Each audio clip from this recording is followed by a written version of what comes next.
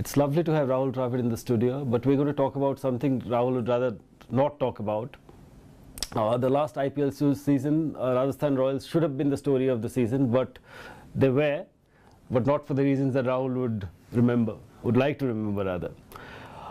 We know there's a couple of investigations on, and so we are not going to go into the specifics of the case, but we're going to speak broadly about spot fixing, match fixing, and what it did to Rahul and his team. Rahul, the last 3 months wouldn't have been easy for you.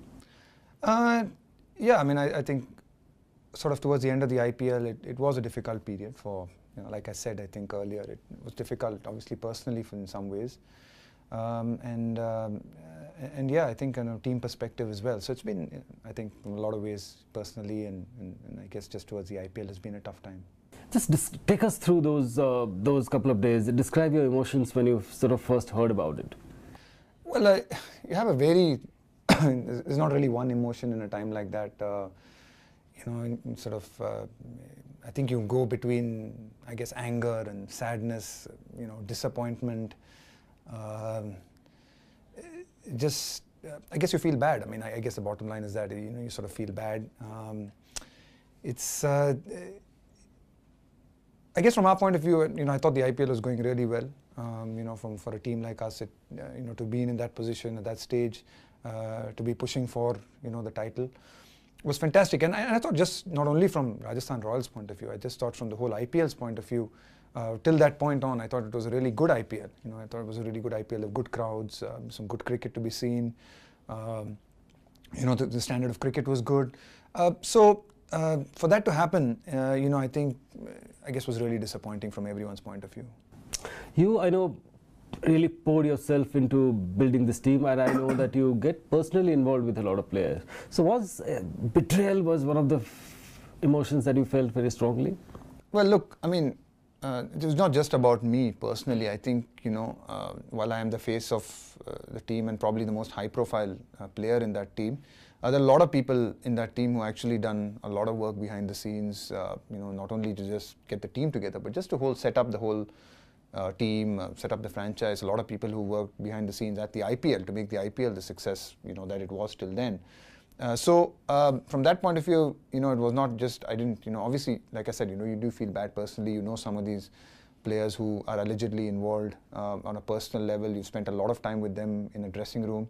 But it's also, you feel bad for a lot of other people as well who've, put in a lot of time and effort into trying to make this a success. And you can sense that, yes, I mean, a lot of people do feel let down. I guess it's a natural feeling. A lot of the teammates or the players concerned do feel let down. Coaches, officials, people have spent many hours talking to these players, not only within our team, but even in their states, in the state associations and local associations. So there is a feeling of let down. Part of it is personal, but, there's also, it's not only about me, it was a lot of people felt let down.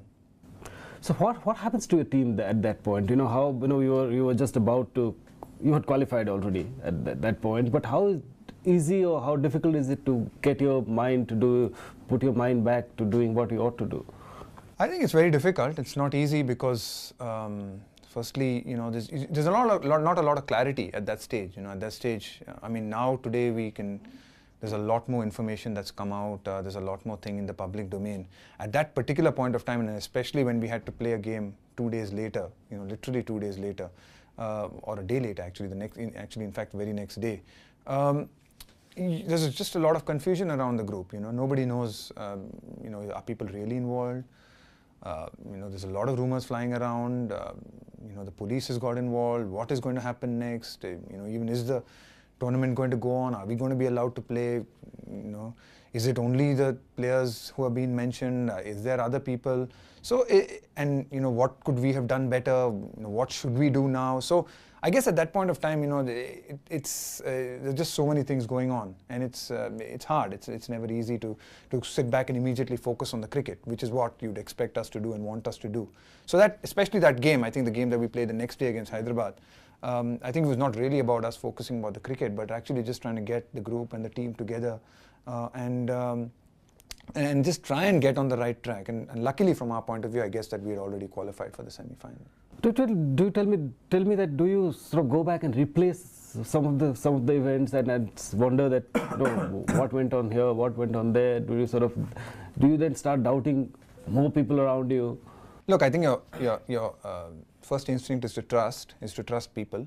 But there's no doubt when something like that happens and you don't have a lot of clarity about which games, what incidents, it's but natural for, as individuals and as players in a team that you do discuss, could they be talking about this game? Could this be the situation? Or, but it's hard. Like, that's the thing about, that's the difficult thing about, spot fixing and why it's so different from match fixing. And I think spot fixing is something that that's why it's so hard to control and I think police in some ways, because for someone, if he decides tomorrow to get out, or an individual decides to bowl a no ball or a wide or give a certain number of runs and over, there's very little that you can do, or there's very little that other people can do around it. If somebody on a personal level wants to, because these are normal. I mean, giving runs or getting hit for sixes in a 2020 game, I mean, it happens. It happens all the time, even, and there are a lot of very good people whom I would never doubt, who have also been hit for sixes or who have bowled wides or, got out early. So, it's very hard to just start doubting people and doubting, specific things in events. And then if you get down that road and you start doubting everything, I think, you're going to go crazy, because, so many things happen on a cricket field that it is a game of glorious uncertainties. I mean, that's, we keep saying it's a game of glorious uncertainties. So, I mean, I would never like to play the game like that, or I would never want to go back and start doubting everything. I think it would take away the joy of the game for me. Yeah, but you're somebody who has played with a great amount of integrity and honesty, and when you see something happen like this around you, does it also make you really angry? Do you also think that, hey, maybe at that point, do you feel that maybe cricket isn't worth playing? Or have you ever felt that? I mean, there is anger. Like I said earlier, you go through various emotions. There is definitely anger, because you feel you let down, especially in India. I mean, not only India, I'd say, across the world, there are so many passionate fans of this game, people who truly love the game. And you can read and hear about the sacrifices that they make to actually be able to watch us play, cricket matches, wherever, different parts of the world, waking up at late hours, following the game, writing about the game on the web. I mean, today, especially nowadays, because of, the web and because of so many things, you just get to see how many fans this game actually has and how passionate they actually are. And I think you feel angry for them. You feel angry that, I think when things like this happen, that you have let down people like that. You've let down the real fan. You've let down people who truly care about this game, and give you unqualified support. And I think that's where you feel that sense of anger. You've now been part of two teams which have been involved or sort of been embroiled in match fixing scandals. And in '99 you were much younger. So how did it affect you then when? The funny thing was in 1999, and I tell people that, is that I remember it so clearly, was actually the day I landed in England to play county cricket for Kent. It was actually the day Hansie Cronje confessed, because I remember this so clearly, because when I landed in Kent and Simon Willis, who's involved in Kent cricket at that time, came to pick me up at Heathrow Airport, and the first thing he told me, he said, "Welcome to England." And the next sentence he said was that Hansie Cronje has confessed. And 6 months I was away from India then, and hell broke loose in India after that, and a lot of stuff happened in the next preceding 6 months. But I was sort of, in some ways, I felt completely away from it all, because I was playing cricket in England. In those days, it was, I didn't have access to a computer or the Wi-Fi at home. I mean, if I had needed to get news from India, I remember I had to go to the club office and see if there was a free computer, and then log on to pages, and there weren't so many television channels, you didn't have access to, and so I just, and after some time I actually just switched off from it. I was just so happy playing cricket in England that I just switched off from it. And when I came back 6 months later, and we went and played the Champions Trophy in Kenya, there was a completely different team. The whole thing had passed, the commission, the inquiries, people had been, banned, or it was all over. So in a way, it was really funny for me the first time that I was just completely away from it all. It was strange. So this time I guess it was a little bit different, and obviously now it's with so many news channels and so much more television and so much of more media involved. You just feel you're a lot more in the middle of it than I was last time. But Cronje was a huge figure, an iconic figure, was somebody sort of seen as somebody who played cricket hard, and we don't know hard and fair, but he's somebody who you admired. I mean, I mean, when you played against him, you looked up to him and respected him and admired him. I mean, the way he carried himself as a captain. I mean, for a lot of young aspiring players at that stage, people would look up to Cronley as, as someone as if you wanted to know how to captain a team. I mean, he was the kind of guy you looked up to in a lot of ways. So, in a sense, would you say that you are, in a strange way, better prepared or better equipped to handle this time, because so much of these things have happened? So. I don't think you're ever better equipped. I don't know how do you equip yourself to handle these things, really. I don't think you go around getting a training course on how to handle something like this, but I guess that sense of naivety maybe wasn't there this time. I mean, I think because it had happened before, maybe I mean that level of shock that when Hans and that thing broke out then, I don't think obviously was not there this time, because it's happened before. Tell me, do sort of players think the same way as fans, in the sense that when does fixing ever get spoken about in dressing rooms or in conversations that players have among themselves? Look, when incidences happen, I mean, like, when incidents happen like with the Pakistani players at Lords, or when there's talk, even in whether it's the Bangladesh Premier League, or even last year in India when there was that sting operation and there were some boys who were alleged to have fixed games or taken money under the table. When incidents like that happen and it comes out in the paper and it's in the news, and yes, players do talk about it. Players do, it does get discussed in the dressing room. It's not, I wouldn't say it's constantly being discussed and everyone's always talking about fixing. It's not like that.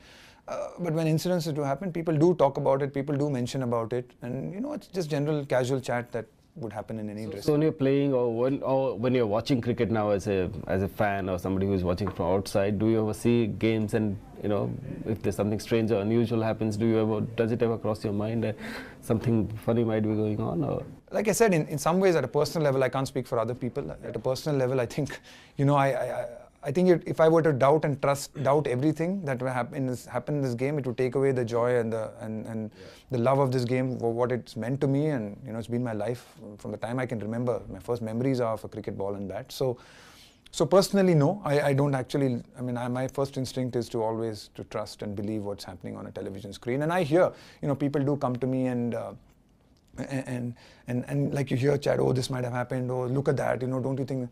But like I said, I mean, I've seen a lot of strange things on a cricket field from people and things that from players that I know I would never doubt. I would never doubt, and I would bet my life on the fact that. But when you sort of leading IPL team now, when players come from different backgrounds, if everybody you don't perhaps know as well as you would know in an Indian team, do you in team meetings and things like that, is there ever any kind of counselling or importance of not fixing matches? Do these things ever get talked about? They do. I mean, we have an anti-corruption training before every tournament, before every IPL or before every international series, or at least once or twice a year. In fact, I don't think there's anybody in an IPL team who has not received that training from the ACSU. I mean, the ACSU guys, and I think they do a really good job of it. That particular training module that the ACSU shows and the ACSU officers who actually come and give that training are actually really good. I mean, I think that's a pretty good module. So from that point of view, it is done. I mean, and I mean, obviously, I think we do discuss it in team meetings that if you do, if you do notice anything untoward or if there is anything suspicious, then please report it. And these are the lines of how you should go about it. So the structure of what you should do if you find anything suspicious or if you are ever approached is actually quite clear to every player. I don't think any player can honestly say that he doesn't know, he didn't know. I absolutely not. I mean, I think so that from that point of view, it's done. Obviously, from what we've seen, it's not really working. What about at lower level? Do you think that there should be more counselling at lower levels about values of cricket, about general conduct and behaviour? I think it's got to be, I think, a two-pronged approach. My personal belief is that, yes, I totally believe that education and counselling and guidance at a junior level are really important. As we've seen recently with these incidents, that these incidents aren't only about international cricketers, but as we've seen with the sting operations last year, with what's happened this year, that a lot of these elements are targeting maybe younger players, maybe domestic players, first-class players. So then obviously that means that this counselling and guidance has to go down to even to the first-class level and the junior level. So I think we've got to start early, we've got to start young. But like I said earlier, in answer to your earlier question, that part of it is already being done. It's being done. I know that India has its own ACSU, and they do even for Ranji Trophy teams, this education is given. So I don't think only education can work. I think policing it and having the right laws and ensuring that people, when they make or when they indulge in these kind of activities, are actually punished. People must see that there are consequences to your actions. Yeah. I think that's the only thing that that was what will create fear in people's eye, for people. I mean, look at, for example, I mean, look back on the cycling, on the doping in cycling. I mean, everybody knows it's wrong. I mean, all those guys who've been doping, and it's frightening. And having read a little bit about it, the number of athletes who were doing it, the number of cyclists who were doing it. I mean, surely all of them know it's wrong, it's risky. It's almost an exception not to do it. Yeah, it was an exception not to do it, in fact. So, so it's only so the only people those cyclists were scared of was not the testers, was not the authorities. They were scared of the police. Yeah. When you read all the articles, the only guys they were really scared of was the police and going to jail. So that's got to happen. I think that's the only way that people are going to get that fear, is that if they know there are consequences to these actions and that law, will come into play. Criminal offence. Criminal offence. It's got to be a criminal offence. I mean, otherwise... Which this time the charge sheet they have filed, the police have filed in this case as sort of they charge them in criminal offence. Yeah, look, I think the case is still on, and I don't want to make any judgments on whether people are guilty or not. Look, I mean, I think everyone has a right to be innocent until he's proven guilty, and I'm glad that the police is going ahead and doing what needs to be done and taking it to its logical conclusion. We have seen in both the cases that were exposed in India, it's the police which did it. It's not the mechanism that the cricket boards put together that finally detected anything. It's been both the cases, and in both the cases it's been actually accidentally discovered. Police were not really trying to find match fixers, but they found it accidentally. Yeah, Sambit, but in some ways it's only the police that can do that, because they are the only ones who have the power. I mean, for example, the only way you can prove things like this is if you secretly tape people, if you follow people, and I don't think any administrator or we would never give that power to administrators of any sporting body in our country. I mean, and we shouldn't. So these are powers that are, like I said, so that's the only way. The only way you're going to get this is actually... See, I think for security, I think cricket authorities already work in conjunction. We already work in conjunction with the police. I mean, the police are at our grounds, the police are at, they manage security for us. So I think the next step really is that administrators need to work with the police to manage these issues as well, because they are the only ones who have that authority and power to be... And administrators actually pay police. They already do, yes, they do. So you're saying that it's something that is better handled by CBI? I think both people have to work together. Yeah. I mean, I think, you don't want police sitting in your rooms all the time, and but I think there's got to be a partnership between the law and administrators of all sporting bodies, and But do you think that administrators have done enough? Have they shown enough seriousness consistently over the years, or is it that when something like this happens, people wake up and then it's something that dies down? Well, look, I think they've tried. I think administrators, and it's not only, I mean, you can easily go around blaming just administrators, but it's administrators and players, and people have tried. But obviously the fact that these incidents are still happening means that it's not enough, and that we need to, which is where I think we need to accept the fact that we now need to be able to work in partnership with I think with the sort of the law in this country to be able to actually crack down on these things. One thing that happens every time a match fixing story breaks, cricket suffers a serious dent to its credibility. And on a related note, we're not going to go into specifics of these cases because, your team is involved and one of your team owner is involved. But do you think that administrators in our country care enough about credibility from a broader perspective? Well, I mean, I think they should. I mean, I think you should. I think it's really important. I think, you know, like I said earlier, and I answered your question, is that to an earlier question, is that, you know, there are so many fans and so many people who care deeply about this game and it's because of these fans and people that, you know, we are who we are as cricketers, and administrators are there because of you know, of the fans and the cricketers to run this game. So, you know, I think credibility of a game in the eyes of the public is extremely important. And credibility of a cricket board. Of any authority, of any team, of a board, you know, of anything. I think of a government for that matter. You know, I think credibility is important irrespective of what you do. If you are in public life, then it is important. The thing about government is that they can get voted out every 5 years, but with administrators you can't vote them out. Well, you can, I guess, They vote themselves in, vote themselves out. Look, I think look, I don't want to get into the specifics of it, and it's not fair, and you know, I think I'd like to believe that there are good administrators as well and people who've done a lot for the game. In the end, the game has grown in this country, and you can't argue with that. So, you know, across the world as well. I mean, you know, not only in India. So there are good and bad cricketers. I guess there are good and bad administrators. What would be your message to cricket administrators if on this topic, not only on the issue of match fixing, but generally on the issue of credibility? You know, Sambit, cricketers in India, right from the time I can remember growing up, were always we're celebrities, and I think they still are, and we still are. But there's, you know, apart from being celebrities, I think there's a huge amount of respect, you know, associated with cricketers, and kind of certain amount of reverence and an honor associated with representing India and playing for India. And I think in people's eyes, and people had that. Apart from a lot of other celebrities in India, I think for sportsmen in India, there's a certain amount of reverence and a certain amount of, I guess, a respect and a regard for cricketers. And I just feel that, you know, I think slowly in time, whether it's because of, you know, there's a lot more money in the sport now and it's not seen as an amateur thing anymore. But for a variety of reasons, and things like this don't help, you know, when we are on the, basically on the front pages of the newspapers and not on the back. Things like this don't help, but a certain amount of that reverence, that respect and love for cricketers is you know, I think, or sportsmen, you know, can diminish. And I think that will be a really, really sad thing for, you know, for sport and for cricket, especially in this country, if that's led to happen. Thank you, Rahul.